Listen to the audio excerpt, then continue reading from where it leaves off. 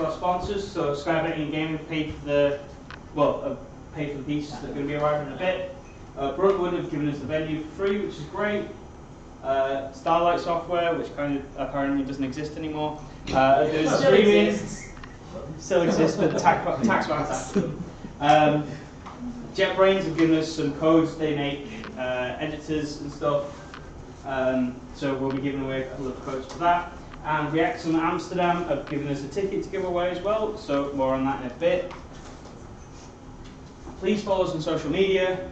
We're LeedsJS on Twitter and youtube.com/LeedsJS.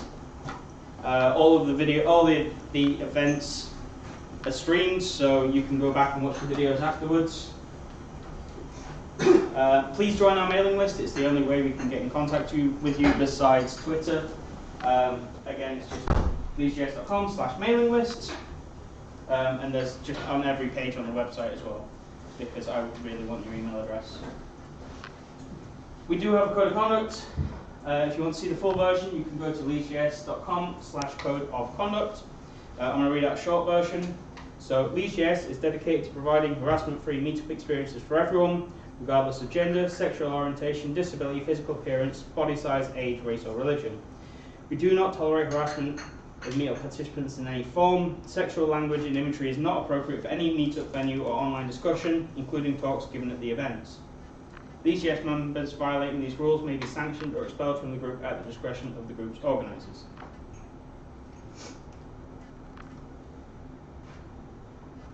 Job pitches. Does anyone have a job they want to pitch? He's hiding. No. Nothing? Well, we're recruiting all year round for JavaScript developers. So me and Molly are JavaScript specialists, IT recruit. So anyone at any level, give us a shout. Anyone get any from the companies they work for? Doesn't even have to be specifics. Yes, hello. Yeah, me and Matt are also recruiters. Obviously nice to have a few different people here. Different things. So much opportunity at the moment in Yorkshire. So I'm sure that will fall a few different things across the front end, back end, full stack. Have a bit of a chat about. So we'll be staying around for a bit afterwards as well. Anything else? I know Sky Betting and Gaming is looking for replacement for me, basically. That'll be on skybetcareers.com. They have a load of other stuff on there as well. And Digital that I now work for are also looking for stuff. I think it's and.digital/careers. And yeah, if no one's got anything else, I'll move on. Cool. So prize drops.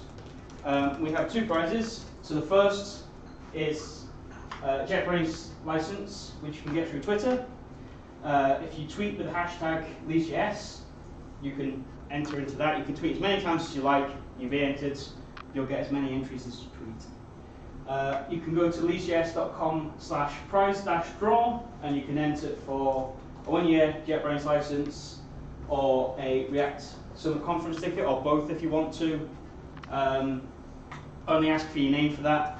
Don't take an email address. If you win, then I take an email address so that I can sort everything out. I'll put these up again in the break if you want that. So next up, yeah, we don't do Q&A because it was terrible. Q&A is awful. So please come and speak to the speakers afterwards. I'm sure John's pretty happy to answer questions and stuff, and you can see all the wondrous things that he's going to be talking about. And after mine, I'm going to be happy to talk as well. So next up, yeah, we've got John. John is going to be talking about how he bought a soldering iron and things happened. So John is a PHP developer, boo, who has a vague knowledge of JavaScript. He first programmed in Spectrum Basic a very long time ago, apparently. And yeah, he's going to be talking about building hardware projects. So we'll do a quick switch over, and then John can take it away. Which one of the two do I plug into?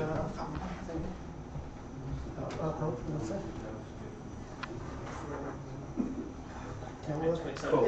That works.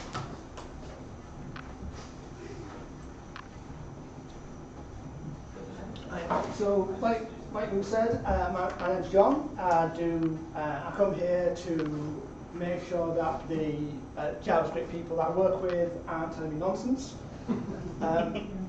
With a trial occasionally. And generally, I can be found on this site doing CMS, called Drupal, and yeah, I like PHP. So of course, I'll get to see screens like that all the time. So where I work is a company called Creode, and the Gadget Show came up to us and said, we would like some digital flowers.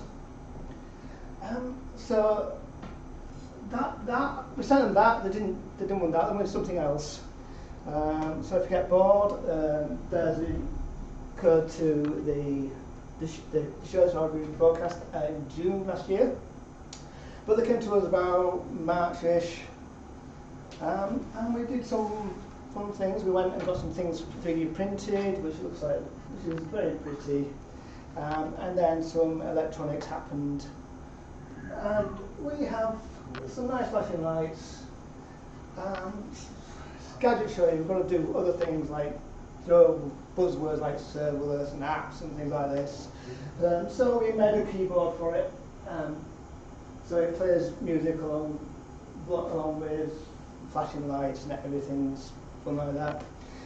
It was filmed not far away down in the Queen's Hotel at Fargo. And then that was done. So then there was, I've got soldering now. What do I need to do? PDP 11 sprung to mind, and this is a computer from the 60s and 70s. It looks like this. It's actually that's the control for it. The rest of the rack is the computer.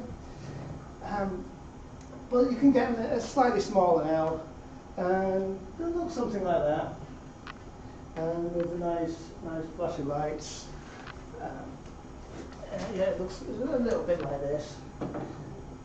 And you've got nice clicky switches on here. Does all sorts of fun things, and it does fall over if you don't balance it right.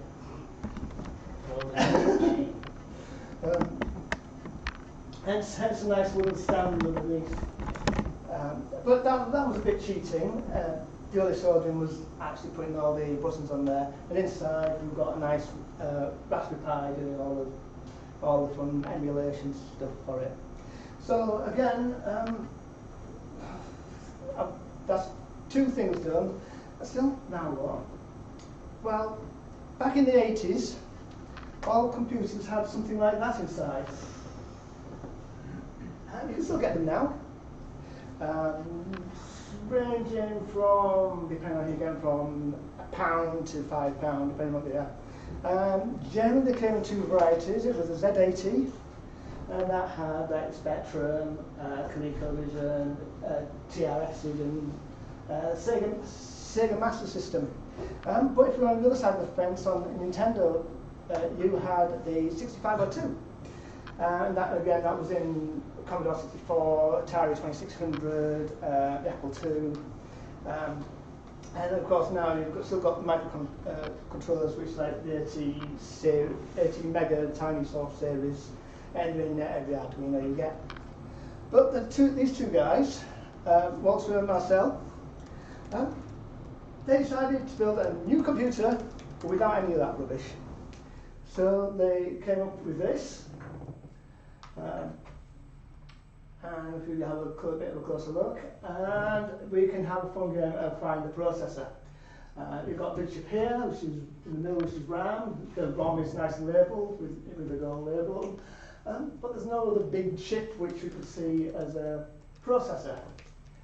That's because it's all the processor. This thing you've got down here is the arithmetic logic unit. You've got some buffers down here. Some registers at the top, and it's brilliant. It comes with a built-in graphics card. It's the 8 nano resistors at the top. That does graphics output. Sound output is done by a couple of capacitors and a resistor up here. So we've got sound and graphics, it's brilliant. We can have a look and see what the spec is. 8-bit RISC system at a whopping 6.25 megahertz. It's got 32 kilobytes of burnt RAM, and like I said, it's got video at 60 hertz and 64 colours. It's got 4-bit audio, and it's got nice blink lights, and it's got a controller, and that's roughly what the layout of the board is. So the controller units at the bottom, LUs at the side, which is all fun. So let's play a game called Let's Break the Stream. Because they have one of these things. It does come with a nice joystick. So that's there. Shuffle it around a bit. So sound, video, and then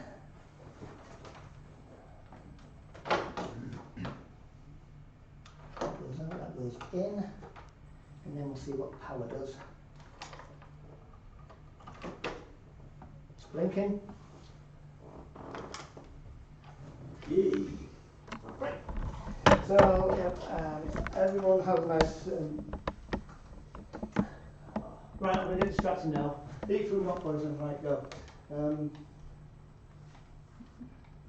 So yeah, it's equivalent. Oh, the sound as well. That's good. Memories. Yeah. Anyone with an old Nokia phone will have fun with this.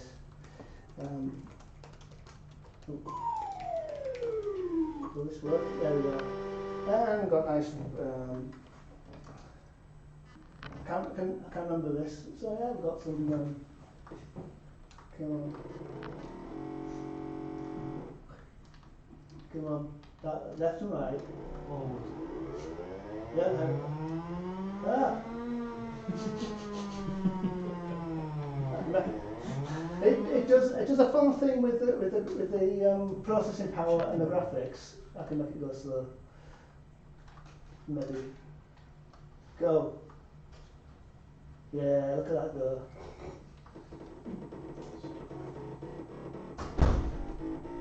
Yeah.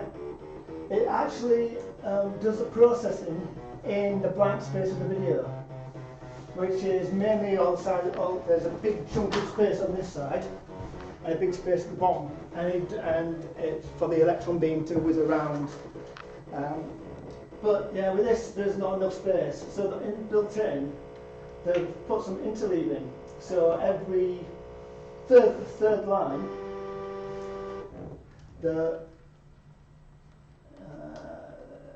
go to the pictures. That'll do. Every third line, they put in a black line, and it's there to do some extra computation, and you can speed it up just like your turbo button on your old PC by not drawing as much.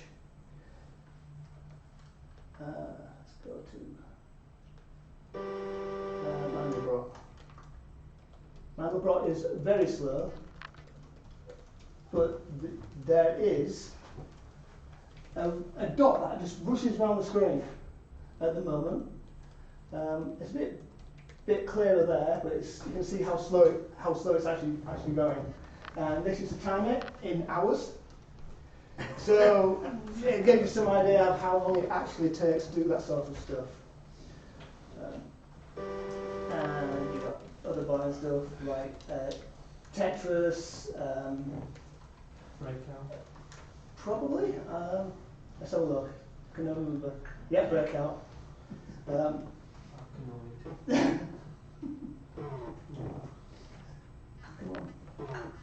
No. That's one. Loader is you can feed data into it and basically program it yourself. Speaking of programming, it does have basic, but you can't. Programming with that is not going to be very, very good. So they give you a dongle like this.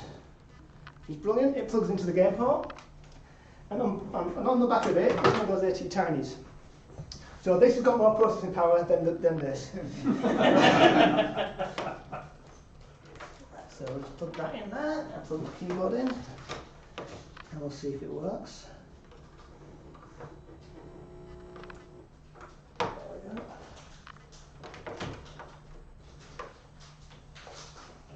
Good, we'll turn it off and on again.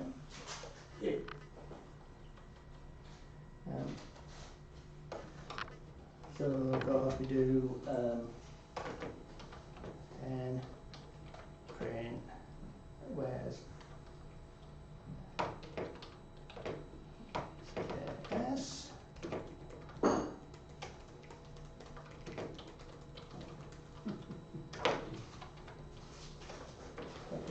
Live coding, there we go. Best Brilliant. coding ever. Yeah. Worked first time. Yeah. Oh God, I missed the semicolon.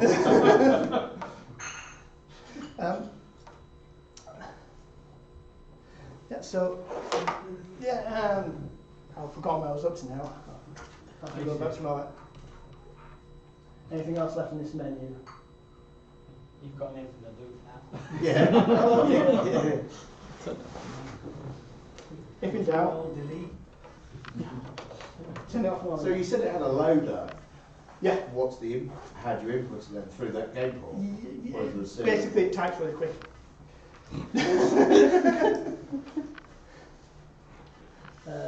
And what's more at the end is the Apple II kernel monitor, so you can look at various bits of memory and everything like that.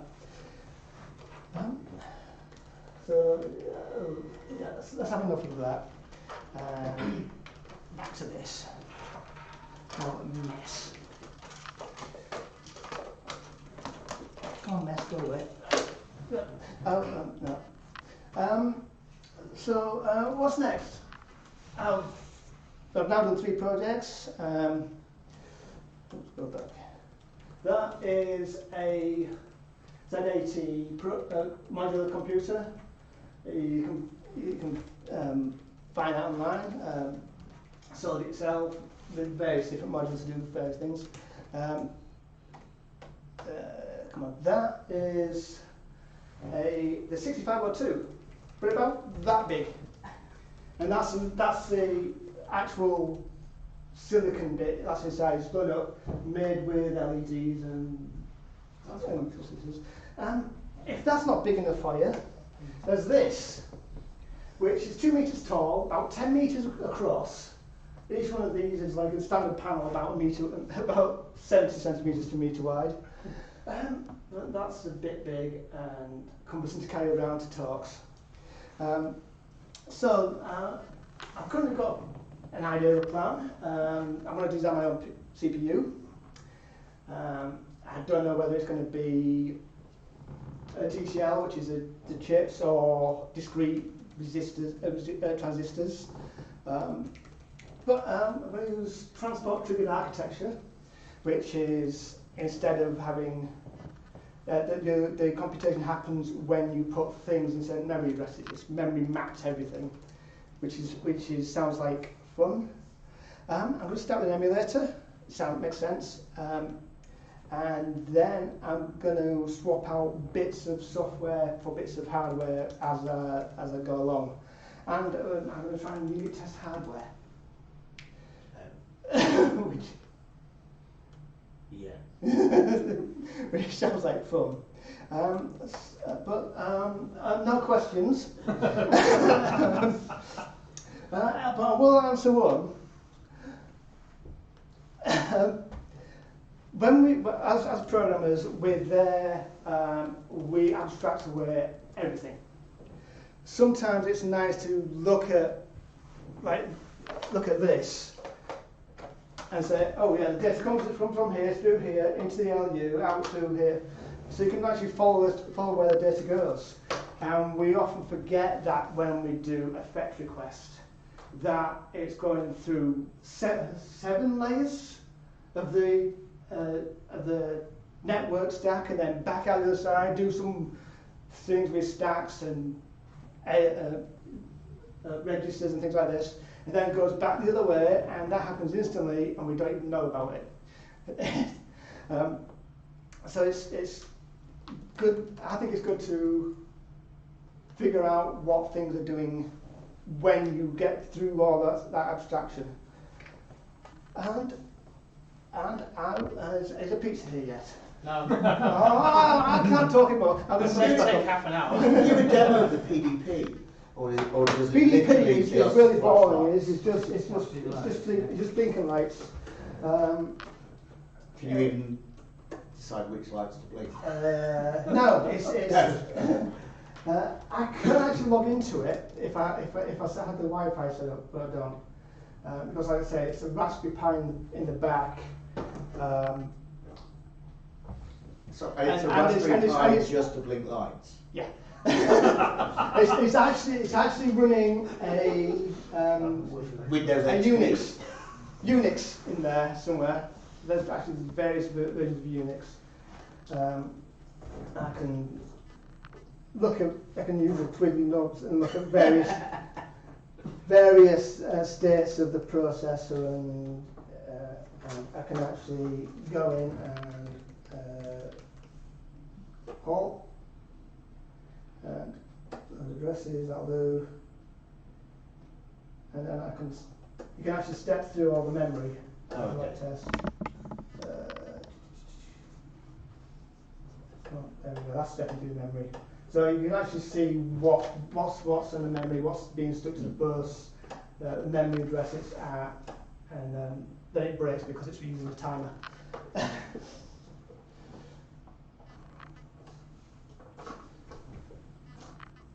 I tried to rush through it really quick. Yeah. Because I always do. So why? Why what?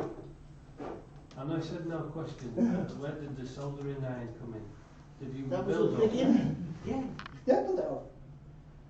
So you put all the chips Except the into Raspberry Pi. board? Except the Raspberry Pi, that just plugs into a board.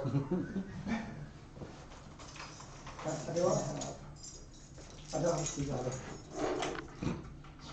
Anyone got a screwdriver?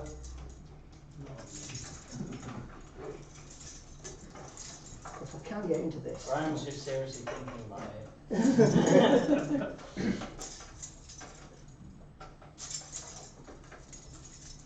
I get why the other one, which is the processor Yeah. on the big. I get that, Yep. and I get your comment about it's good to remove the abstraction and look at the natural flow of things. Yep. I'm not sure I get the PDP. It looks cool in the It looks office. pretty, We had some clients saying, and they said, "What's that?" No, it's a PDP 11. It's our web server. Then carry on. Yeah. We actually, when it's, we actually did it for testing, because it's a Raspberry Pi underneath, so Yeah. you put on the task runners and off it goes doing all the tests. Yeah, come on. It Move looks it like like a through. radio. When to build the CPU ones, Yep. like the Z80 and stuff like that, are the circuit diagrams, I guess, like that. No, go back, the big one. That one. So that was one of the CPU ones. Yeah. Was that 6802? Yeah. So are the plans for the 6802 available for people, or have they Someone reverse engineered? has reverse engineered it. So they've got a proper chip, and they've gone and sliced through all the layers on the silicon, and taken very high detailed photos of it, and then reassembled it so they know where the transistors and the resistors are. And that is actually the layout. That's actually on the proper chip. Does that go well with my coffee table? My coffee table is AMD 486 CPUs, like 300. Oh, that's boring. Yes, it's boring on the other side. It's just switches. Right. I thought you could see more on that. Yeah. Yeah, it just looks cool. Like I said, it is very, very Yeah. front page. Might as well just say, if anyone, we'll go for a break early because I'm still waiting for pizza to arrive. If anyone wants to come and see John's stuff, I'm sure he'll be happy to show you things. But yeah, when the thanks pizza very much. arrives, I will announce it. But thank you very much, John.